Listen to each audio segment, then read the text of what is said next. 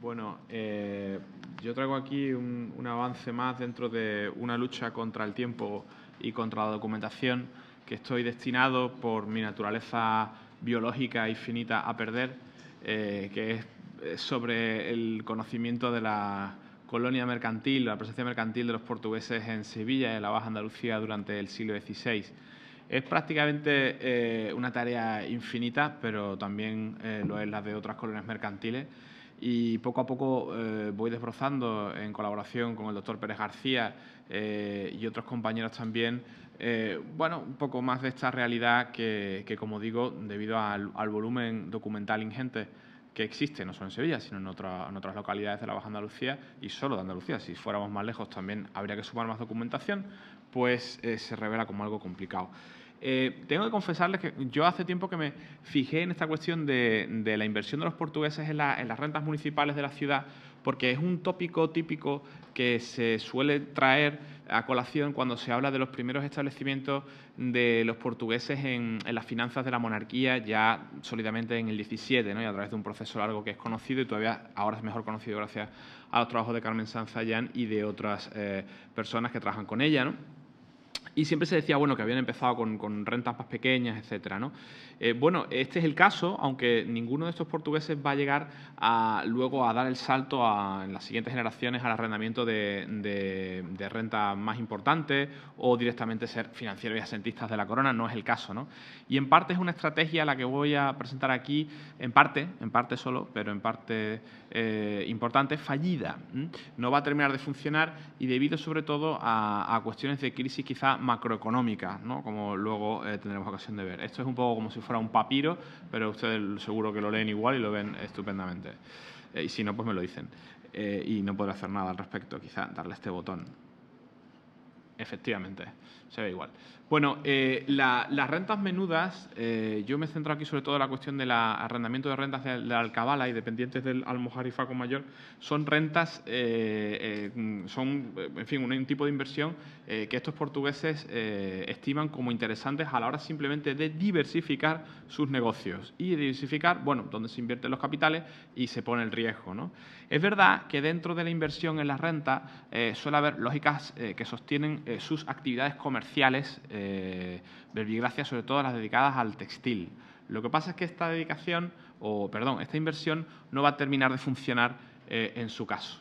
Bueno, es verdad también que al colocarse como arrendadores de estas rentas, en realidad lo que están haciendo es ponerse en la cúspide de un grupo bastante más amplio y también heterogéneo, no solo hay portugueses, de subarrendadores, y también es verdad que tienen, digamos, en sus manos a los productores que pagan estas rentas, ¿no? Y por lo tanto, bueno, pues les hacen de alguna forma depender de ellos y por tanto sí que tienen un cierto control sobre ciertas actividades económicas, ¿no? Bueno, yo me centro aquí en mercaderes de Oporto. Oporto está muy bien trabajado por Amandio Barros, que además, bueno, lo conozco bien y nos llevamos muy bien, nos queremos mucho. Algún día tendremos que fundir nuestra información. Lo que pasa es que nos cuesta un trabajo terrible porque hay muchas cosas que hacer, pero bueno, estamos en ello. Y realmente, aunque los mercaderes de Lisboa son importantes en la ciudad de Sevilla, que duda cabe, claro, pero los de Oporto yo diría que están más especializados y no sé si son más o menos importantes, pero son importantísimos también, ¿no? Oporto está muy lejos, pero los portuenses necesitan a la Baja Andalucía y la Baja Andalucía los necesita también a ellos. Bueno, uno de estos es Bento Báez, que Bento Báez, yo lo voy a decir aquí porque puedo y porque quiero, es un Simón Ruiz de los portugueses. Lo que pasa es que como no dejo cartas, pues a nadie le importa. Pero Bento Báez es un comerciante importantísimo. De él publiqué precisamente en uno de estos congresos de Andatlán una semblanza de su vida y sus negocios que no he dejado de ampliar porque he dicho antes, la documentación es infinita. Pero bueno, ahí está el eje de todo publicado. Y bueno, pues es uno de estos importantes mercaderes, ¿no? Es factor y agente de los grandes capitalistas de lisboetas, pero también es factor, agente, pariente de muchísimos comerciantes de Oporto, cuyos nombres son absolutamente anodinos. Fernández, López, Vaz, Enríquez. o sea, como yo, pero yo no soy de allí. Bien, y luego tiene un pariente lejano que es Fernán Gómez, o Fernán Gómez, ninguna coincidencia con el cine actual español, que sin embargo es bastante importante, por supuesto desconocido por todo el mundo del universo, que es corredor de lonja. Es de Oporto y trabaja con su hermano, que aunque no lo parezca por el apellido, se llama Diogo Piñeiro, su hermano, y también es de Oporto. Para hacerles una brevísima introducción sobre estos dos personajes, prometo no cansarles, no me gusta leer, sobre todo porque no sé dónde tengo los papeles, pero este sí lo he encontrado porque es el primero, entonces es fácil leerlo. Bueno, Bento Vaz, y eso ya lo decía yo, lo publico, fue precisamente quien alojó y hospedó al prior de Crato, el famoso Don Antonio, en una de sus expediciones cuando volvía de Marruecos, lo metió en su casa. Y además era su banquero, el que le prestaba el dinero. Hay como quien no dice nada. Pero es que Fernán Gómez era íntimo socio de Angelo Brunengo. Angelo Brunengo es un italiano que es también corredor de lonja, socio suyo. De hecho, la casa en la que vive Brunengo es la casa, se la presta Fernán Gómez a él. Se la presta. Y este Angelo Brunengo, dicen, bueno, tiene nombre de actor, pero además de eso, hay un autor, no un actor, que dice lo siguiente. Residiendo los años pasados en esta ciudad de Sevilla, Angelo Brunengo, hombre cursado desde su mocedad en los negocios de esas gradas, me compelió con buenas razones a poner en orden y estilo claro muchas decisiones de casos tocantes a mercaderes que en diversos tiempos y lugares había dado casi en todas materias de sus tratos, así viviendo en Nueva España, como en esta universidad. Se está refiriendo a Angelo Brunengo, como han escuchado, y el que escribe es Tomás de Mercado. Bueno, que casualmente pues también tenía que conocer a Fernán Gómez y seguramente que alguna vez comió en casa de Bento Vaz. No sabemos si con el prior de Crato, pero lo podremos imaginar. Bueno, ¿a qué se dedican estos señores? Bueno, pues se dedican a todas estas cosas, que es la exportación de textiles, de producción andaluza y castellana. Nunca me cansaré de decir, junto con mi colega el doctor Pérez García y otros colegas queridos como, en fin, Rafael Girón Pascual, que en Andalucía, pues también en Segovia, claro, y que venía aquí, por supuesto, toda Castilla en general, se produce muchísimo textil y se exporta. Muchísimo. Y se importa mucho también de fuera, claro. Y ahí está el negocio, ¿no? Traer, sacar, ¿no? Y se dedican a eso en colaboración con otros mercaderes. Bueno, importan pastel de las Azores. Antes estaba en manos de italianos, después pasa a manos de portugueses, se quedan con el negocio. Pescado, muchísimo pescado. Antes se ha hablado de Terranova, el complemento son los caladeros de la Mauritania actual, donde hoy seguimos teniendo la flota o lo que queda de ellas, antes que las desguacen, pero es una tradición milenaria. El azúcar, fundamental, ahora hablaremos de eso también, y bueno, reinvierten en esclavos, productos americanos, etcétera, y generan la circularidad del negocio, ¿no? Bueno, las principales sedes de esta red de Oporto, si cogemos el caso de Bento Vaz, pero esto se puede ampliar, reducir según lo que nos interese, ahora iremos a algunos casos concretos, bueno, pues están en Oporto y Lisboa. Lisboa es una capital financiera de primer orden, pero Oporto también sigue siendo fundamental en todos estos tratos y tráficos. Oporto está mejor estudiado que Lisboa porque la documentación está mejor conservada, entre otros motivos, y por tanto pues es más fácil penetrar ahí, entenderlo. Amberes, donde todos tienen una patita, todas estas redes. Medina del Campo, no solo por su importancia como plaza de cambio, sino como centro reexportador textil hacia el sur también, y por ahí pasamos por Río Frío, Segovia y otra serie de lugares de producción, Chinchilla, Córdoba, etcétera, que aquí no merece la pena pararnos ahora. Y bueno, pues Sevilla como eje y Baeza como ese hinterland productivo de textiles, ¿no? Así pues, estos mercaderes de Oporto, que se los presento aquí, son muchos más, pero estos son nuestros mercaderes básicos, podemos hacer como una especie de... Esta es mi forma de entender las representaciones visuales. O sea, yo me quedé en Lascaux, por ahí me quedé, ¿no? Pero bueno, por lo menos está dentro de Sapiens, vamos a dejarlo ahí, ¿no? Menos lo que dicen en mi casa me dejan comer ahí, de vez en cuando. Bueno, y tendríamos a estos hermanos que son Fernán Gómez y Diego Piñeiro, que trabajan con dos cuñados, en sociedad con sus cuñados, ¿no? Que son Enrique Manuel y Pablo Gómez. Luego este Bento Vaz, que lo he separado, aunque sea de Oporto, porque es mucho mayor que ellos, pero trabaja con ellos, se prestan, se dejan dinero, se dejan mercancías, se aseguran entre ellos, ahora hablaremos de eso. Y luego hemos dejado fuera, marginado, a un isleño de las Azores, que es Antonio Faleiro, que se dedica a traer pastel, pero que trabaja en sociedad con ellos también. Pero bueno, lo he dejado fuera marginado y que, bueno, va a ser el cuñado también, perdón, el yerno, pero de Bento Vaz, ¿no? El problema de toda esta red, y ahora lo vamos a ver, bueno, son dos problemas. El primero, la crisis capitalista del 75-76, que se los va a llevar por delante a casi todos ellos, y cuando no se los lleve la crisis se los llevará la muerte. Se van a morir, ¿no? Entonces van a desaparecer físicamente y se van a transformar con los nuevos integrantes, como veremos después, ¿no? Bueno, yo tengo la firme teoría de que las muertes por sofoco y por disgusto mercantiles en el año 75-76 fueron miriadas. O sea, la gente se moría del disgusto. Estamos acostumbrados al crash de Wall Street, la gente lanzándose desde un, no sé, 15º piso. No había 15 pisos en Sevilla, aunque la Giralda podría ser una opción plausible para eso, pero simplemente se morían del disgusto, se morían de la quiebra absoluta, ¿no? Y gracias a las quiebras, pues sabemos cosas, para desgracia de los mercaderes y para alegría infinita de los historiadores, ¿no? Porque ahí se abren ellos, ¿no?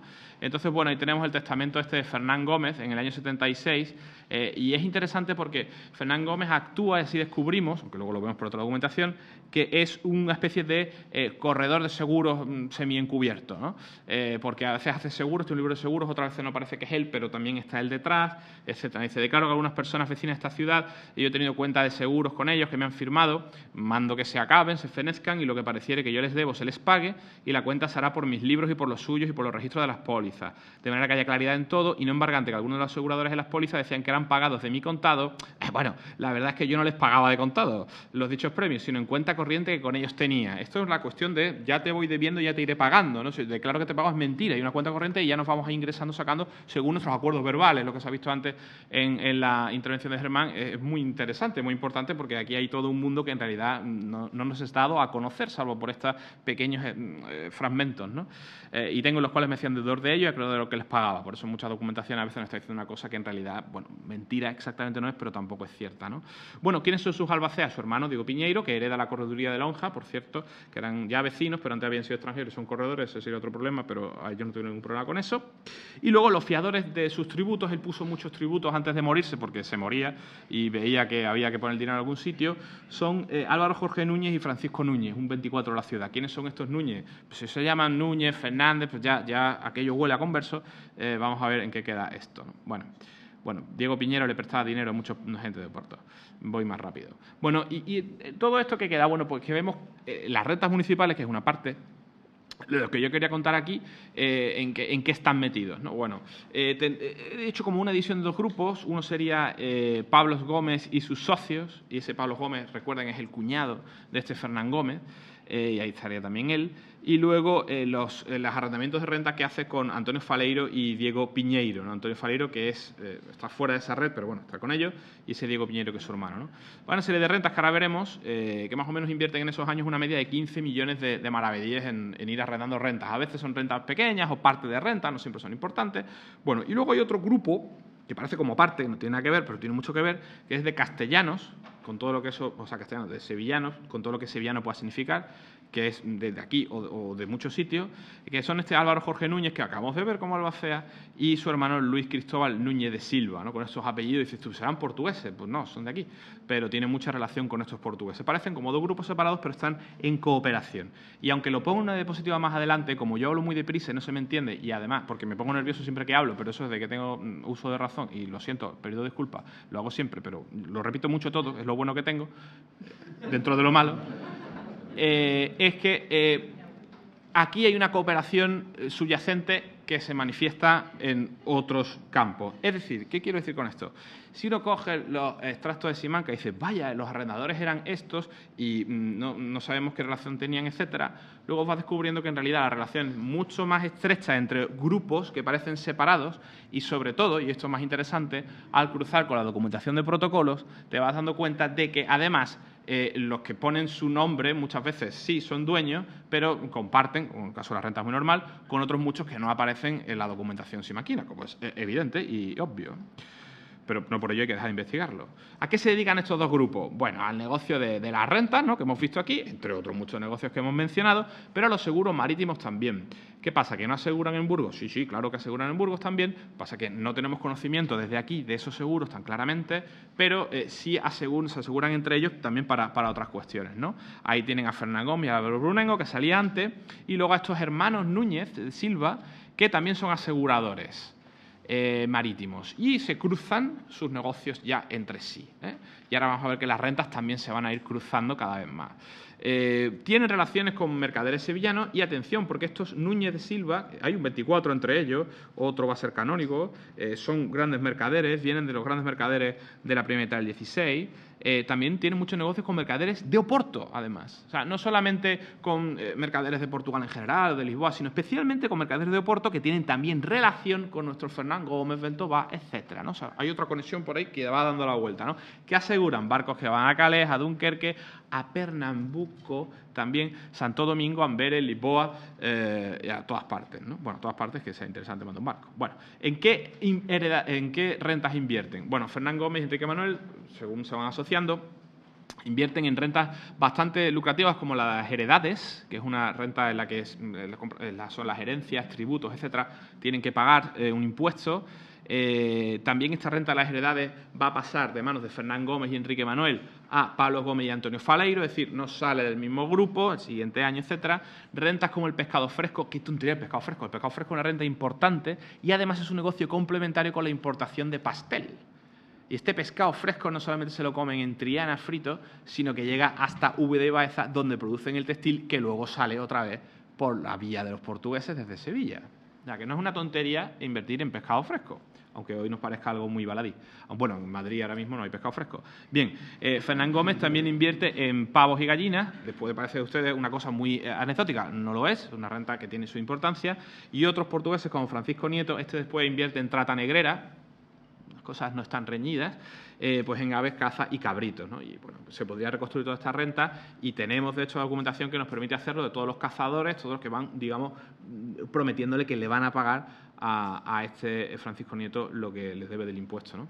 Esto va evolucionando y tenemos, después de la muerte de Fernán Gómez, que es un cataclismo para muchos de estos mercaderes, se van rehaciendo Pablo Gómez y Diego Piñero, que es su cuñado, se van rehaciendo y arriendan en el año 76, atención, un año de crisis total, de desajuste, no sabemos dónde estamos, un año interesante para muchas de estas relaciones de cooperación entre conversos portugueses y conversos castellanos que están en Lisboa, conversos portugueses que están en Sevilla, en esta esquizofrenia, pero que todos colaboran o suelen colaborar, también se pelean. La renta de la lencería, la entrada de la lencería, esta es la renta más importante, menuda, claro. En Sevilla hay que tener muchos ducados para alquilarla. Pues ahí lo tienen, 22 millones de maravedíes, no está nada mal. Por supuesto, ellos son la cabeza de un grupo mayor, ¿eh? Pero bueno, ellos sí que pueden ponerse ahí, ¿no? García Escalona es importante también. Y alquilan además, arrendan la renta de la chamiza, ya de rebote, ¿no? Bueno, es interesante porque esto en el 76 yo creo que lo pudieron hacer por cierto desbarajuste económico que hay y porque son muy amigos de Melchor del Alcázar, que es depositario de la ciudad, un converso notorio, banquero universal encubierto y colaborador de los Nunes Contador en Lisboa. Pero eso es solo un año. Al año siguiente, y esto es muy interesante, la renta se la quitan. ¿Quién se la quita? Un consorcio de flamencos y castellanos viejos. ¿Eh? Además, castellanos viejos. Andaluz hay alguno por ahí, pero porque se estaba equivocado. Sí, se la quitan y además por varios años. Y dentro de ese consorcio, los portugueses, que no son un grupo unido, está unido, pero no todos están unidos, colocan a uno de los suyos, que es, curiosamente, el yerno de Bentovaz, curiosamente. Cuñado de Bentovaz, Duarte Rodríguez. Y este Duarte Rodríguez es interesante porque trae un textil de la India. Trae sinabafas, calicús, etcétera, y los venden en Sevilla, claro, y a un señor de Córdoba que quería vestirse de la India, pues también se lo venden, ¿no? Es muy interesante, ¿no? Ahí está, Duarte Rodríguez, rodeado de flamencos, ¿no? De flamencos de los del siglo XVI, de Germán. Bien, esto va evolucionando y bueno, tenemos cómo se siguen arrendando el pescado fresco, que para ellos es estratégico, repito, es estratégico, porque hay muchísimos fletes que van a los caladeros subsaharianos mauritanos que están organizados por maestres de Algarve y están pagados por los portugueses de aquí, fundamentalmente, porque el pescado es una moneda de cambio fundamental para ellos, o sea que invierten en esta renta. Y esto, bueno, hay otros como Hito Fernández y tal, que ahora no vamos a hablar de ellos, siguen metidos con los cabritos en el orujo de la aceituna. Bueno, esto tenía 1.200 un maravedí, esto no sé por qué hicieron esto, pero bueno, lo hicieron. O la Alcabada del Rastro, ¿no? Y está otra vez Diego Piñeiro, Antonio Faleiro, etcétera. A Faleiro lo vamos a matar pronto porque en el 83-84 se muere también, con lo cual hay que ir reponiendo constantemente a los socios porque se mueren. Una cosa muy curiosa. Pero que yo simplemente digo esto en plan de broma, no es ninguna broma. Es que a veces se nos pasa pensar que los testamentos, las mandas, en fin, es que la muerte estaba por todas partes y es que te estropeaba los negocios, ¿no? Seguimos en los años 80. Bueno, al que estaba vivo, ¿no? Seguimos en los 80. Si es que la hora o hago esto, ustedes me matan. Seguimos en los 80. Muy interesante, y ahora ya vamos viendo aquí como esto que hemos visto sevillanos, castellanos, que hacen seguros, que están hablando con otros de Oporto, etcétera. Las rentas también conectan con este grupo, están conectados y arriendan juntitos en los 80, ¿no? Tenemos a Enrique Manuel, ese famoso cuñado, con Pablo Gómez, el otro cuñado, los cuñados, con Luis Cristóbal Núñez de Silva. Invierten juntitos en que la alcabala del tocino, ¿vale? Invierten en las carnes. Luis Cristóbal Núñez de Silva también con Pablo Gómez y Eto Fernández, y también Pablo Gómez y Félix de Piñeiro invierten, estos ya solitos, no quieren a los otros, en la carnicería de la ciudad. Y esta sí, está a 18 millones. Estas son de las más altas, ¿no? Es una estrategia de diversificación. Bueno, el grupo de los Núñez de Silva, que vienen de Juan Núñez de Jerez, que es un gran mercader, negrero y muchas más cosas, por supuesto. Negrero eso solo no tiene gracia, es más negocio. De la primera mitad del 16, se muere en los 60, que trabajamos Rafael Pérez y yo en un artículo sobre los negreros portugueses, la participación en la trata de los sevillanos. Bueno, aquí invierten este grupo solos, y los otros portugueses, en muchas más rentas. Las heredades se las quitan, la tienen ahí, el pescado salado, que no el fresco, alcabala del tocino, el ganado vivo, la carnicería de la ciudad durante un tiempo. Hay una relación de cooperación, pero también de competencia entre ellos, ¿no? No es ni odio ni amor, es una cosa, bueno, intermedia, ¿no? No les aburro con eso. Y los Núñez de Silva están, como he dicho, en íntima relación con estos otros portugueses, se dedican a la intermediación con otros portugueses, sobre todo de Oporto, pero no solo, ¿En qué? En el cobro de letras de cambio, de mercancía, en la inversión en renta, en los seguros y en los fletes. Es que va todo junto, no se puede separar. Entonces, estos seguros y los fletes, ¿entre dónde? Galicia, Oporto, Sevilla y vuelta. Ahí hacen inversiones en esa ruta con intensidad. Pero también en la ruta Oporto-Pernambuco, que se asegura aquí. No hace falta irte a otros sitios, la aseguran aquí, ¿no? Luego reinvierten con los portugueses o sin ellos en la trata con las Indias y tienen muchos clientes a los que también les prestan dinero, que están en Sevilla de paso, buscando dinero, buscando fletes, buscando hacer un negocio, buscando hacer una inversión, y ellos les prestan el dinero. También el otro grupo de portugueses, por supuesto, pero hay portugueses, esto es lo interesante, que confían en un grupo de castellanos andaluces que, sin embargo, tiene una relación íntima con otros socios portugueses que sí conocen, ¿no? Bueno, aquí intercambio de azúcar por paño, etcétera, ¿no? Bueno, esto es que no acabo.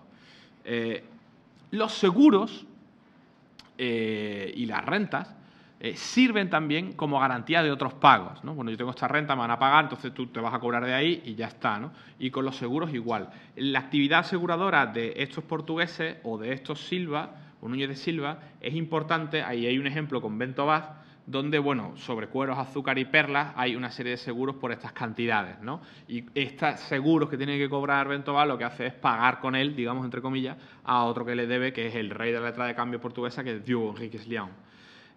Bueno, implica muchos agentes todos estos seguros, ya lo veremos, porque esos seguros, digamos que se reparte el riesgo entre muchos, ¿no? Y ahora aquí lo van a ver. Estos principales aseguradores de este Bento Vaz son, aquí aparece esta mañana, se hizo un comentario muy bueno que a mí se me ha olvidado traerlo a la colación, no recuerdo cómo hacerlo bien, pero bueno, hay una parte aquí fantasmagórica, ¿no? Porque, ¿y los italianos? ¿Qué pasa con ellos? Bueno, ha salido Brunengo, ¿no? Pero ya no hay más italianos, sí siguen ahí. De hecho, reconstruir bien las deudas de estos portugueses, incluso castellanos, nos lleva a personas que generan tanta documentación por centímetro cuadrado de protocolo que yo no sé cómo lo voy a hacer, que es uno de estos Giulio Ferrofino. Ferrofino es infinito, está en todas partes, es Dios, pero en protocolos, ¿no? Bueno, él se lleva casi el 25% de estos seguros de este Bento Vaz, que ha firmado con los Núñez de Silva y también con los otros. Otro que es Jimeno de Pretendona, también muy conocido. Un portugués que es Luis Pinto. Luis Pinto tiene también muchas relaciones con Antonio Díaz Franco en Lisboa y tiene bastante potencia en la rendimiento de rentas, ahora lo veremos. Y luego, pues, nuestro Luis Cristóbal Núñez de Silva y un converso de toda la vida, un clásico del 500 sevillano, los Núñez Pérez, entre ellos Francisco Núñez Pérez, que está también por aquí. Si vemos esta tablita horrorosa, Ahí tenemos la división de cuántos puso cada uno para luego firmarse el seguro con Fernán Gómez o con los Núñez de Silva, según el barco que sea. Y aparece Luis Cristóbal Núñez de Silva, Francisco Núñez Pérez, Gonzalo Pérez, Pedro de Morga, como no, hasta que quiebra, claro. Y por eso todos quiebran. Y ahí tienen ustedes a Luis Pinto, que también, además de dedicarse a los seguros, ¿a qué se dedica? Arrienda la masa de renta de Rota y Chipiona entera por 7.000 ducados al año. ¿Vale? O sea que es una estrategia de diversificación, es una estrategia de poner dinero en muchos sitios para no perderlo en caso del horror que va a llegar en el año 75-76, ¿no? Bueno, tienen ahí a Díaz Franco también, a Julio Ferrofino, etcétera, etcétera, etcétera. Hay aquí, desde luego, ya lo dijo hace muchos años Godiño, no lo digo yo, que la Unión Ibérica del 80-81 es un punto de llegada, no de partida, eso no lo digo yo, pero vamos, es que tenía que ser el punto de llegada porque hay una cooperación muy estrecha entre los capitales de Lisboa y Sevilla. Hay contrabando, hay saca de moneda, hay cosas ilegales, pero también una relación muy fuerte. Y también hay que contar a Oporto. ¿Por qué? Porque es importante en capitales. Bueno, y tienen esas líneas de cooperación. Yo estudié en un trabajo también los Alcázar y los Contador, pero eso ahora no voy a hablar de eso. Eso sí es importante destacarlo, si sirve para algo, porque en algunos casos no sirve para nada, otras veces sí explica cosas, son todos conversos, o la inmensa mayoría de ellos son conversos, en lo que eso puede significar según el momento de la coyuntura y el propio individuo, pues eso hay que verlo, pero es importante por lo menos mencionarlo. Y Sevilla y Andalucía funcionan aquí, por tanto, como un centro inversor. En realidad esto es un enorme centro inversor. Aquí vienen todos los que tienen dinero para meterlo, para invertir, para sacar en rentas, en lo que sea, etcétera. E incluso estos actores que hemos visto aquí invierten dinero de otros muchos que ni siquiera vienen, actúan por poderes, etcétera, e invierten en todos estos asuntos, la renta, la pesquería, el tráfico de pastel, el textil, los esclavos, etcétera. Bueno, es un centro logístico fundamental, esto se ha dicho hace un momento también para el caso de la madera, por la cuestión de la Armada, pero para otros muchos tratos también que es así, y un centro consumidor y redistribuidor. Bueno, no me voy, sé que quieren que me vaya, pero no me voy todavía, cojo los minutos que me han dejado, para hablar de dos cosas muy básicas y termino con esa cuestión de la renta. Vean estas rutas que les pongo ahí. No las pongo yo, o sea, algunas son de mi invención, pero otras ya las dijo Mauro, ¿no? Mogó, perdón, que estamos acostumbrados. Mollat, no, es Molat, hombre. Estamos Mauro y tal, bueno, en fin, hablamos mal. Las rutas estas, muchas ya las dijo Mogó, pero bueno, otras se pueden matizar, ¿no? Pero fíjense esas rutas que nos unen con, primero, Porto Viana y después con, si no directamente, a través de estos seguros o fletes que se hacen aquí, y con Brasil, la vinculación de Brasil no solo con las Indias de Castilla, sino con la propia Castilla y Portugal, claro, es más estrecha de lo que parece. Y hay rutas directas o indirectas, según pasando por islas a Sevilla, o pasando por Lisboa y luego a Sevilla, ¿no? De estos barcos, ¿no? Y esto es interesante, ¿por qué? Porque los portugueses, como se intuye por este PowerPoint de cabezas cortadas que aparecen abajo, van a ir dejando estas rentas menores, no del todo, siguen invirtiendo, pero tienen muchos competidores, en fin, es complicado, y se van a ir especializando en los tratos que ellos mejor controlan. La cuestión de los esclavos sería una, yo soy muy pesado con los esclavos, así que pues, me va a dar por hablar de azúcar. ¿Qué azúcar? Pues el azúcar caribeña, este Ventoval, lo que trae es azúcar de Puerto Rico, sobre todo, del Caribe, pero también azúcar brasileño. Conforme su presencia en la trata es cada vez más determinante en todos los aspectos, todas las escalas de la trata, le va saliendo cada vez más rentable traerse el azúcar también de Brasil. Y por tanto, estos fletes, estos seguros ya en los años 90 son cada vez más factibles y bueno, económicos hasta cierto punto, ¿no? Y bueno, su inversión en ingenios en Brasil también es importante, ¿no? Y aquí tienen, bueno, una serie de nombres que no les dicen prácticamente nada, a algunos les suena, ¿no? Pero sobre todo lo que yo quería destacar aquí es que factores que son apoderados de los grandes capitalistas de Lisboa, aunque Ventus 10 Santiago en realidad es de Oporto, pero se va a Lisboa, van a ir, digamos, abriendo líneas de crédito a sus factores en Sevilla para que inviertan en todo. En las rentas, en los esclavos y, si puede ser, en el azúcar. Y, además, les van a convencer, ¿para qué? Para que gestionen la entrada de los derechos de Brasil aquí en Sevilla y también el azúcar, las entradas de azúcar aquí. Bueno, pues nos especializamos en azúcar, somos todos portugueses, con lo que eso pueda significar. Porque en realidad Duarte da Costa, básicamente, lo que comía era salmorejo aquí, pero bueno, había vivido aquí toda la vida. Pero bueno, es portugués. Que trabaja para otros, ¿no? Y Brasil cada vez se acaba, digamos, colocando en una posición bastante potente, ¿no? Voy acabando. eso a través de los puertos secos. Esta tabla, que no la he hecho así queriendo, es simplemente que al traerla del Word, pues sale así de mal. Pero bueno, estos son parte de las cobranzas que hace este Duarte da Costa de los derechos del azúcar que entra.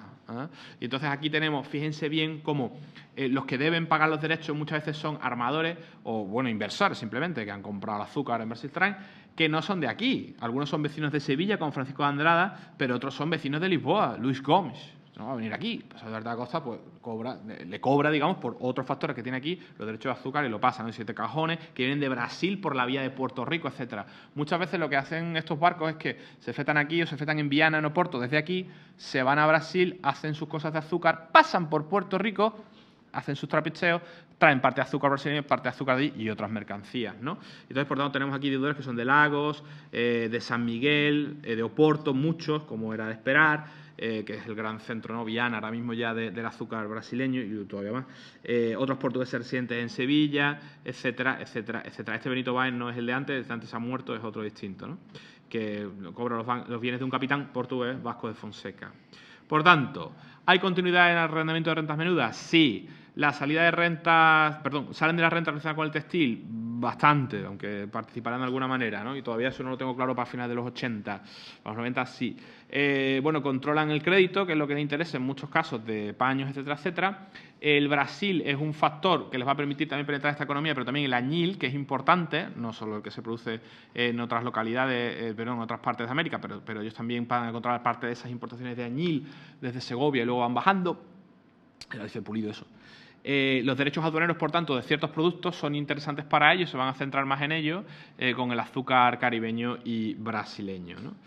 Y bueno, con este esquema que es lo más avanzado que yo puedo producir en este momento y me estoy temiendo que pasen los años y no avanzo más, lo cual es peligroso porque, claro, el PowerPoint da para lo que da. Bueno, pues aquí tienen un esquema pedestre de, bueno, los esclavos son un factor fundamental, hoy me quiero centrar en ellos para no aburrir a la audiencia, el azúcar por los esclavos, que son los que trabajan el azúcar, el añil igual, Brasil, el control de derechos aduaneros, que es la cosa fundamental, los puertos secos, parte de ese control, venta de todo esto, que te da beneficio, que te da crédito, inversión en producción textil y volvemos a la circularidad, ¿no? Dentro de que esta circularidad es imperfecta, está sometida a la coyuntura y tiene una estructura falible y vulnerable. Y bueno, nada más. Es una aproximación, bueno, inicial no, en estado intermedio, pero que espero culminar o que la documentación acabe conmigo primero, que llegue antes. ¿Vale? Nada más. Muchas gracias.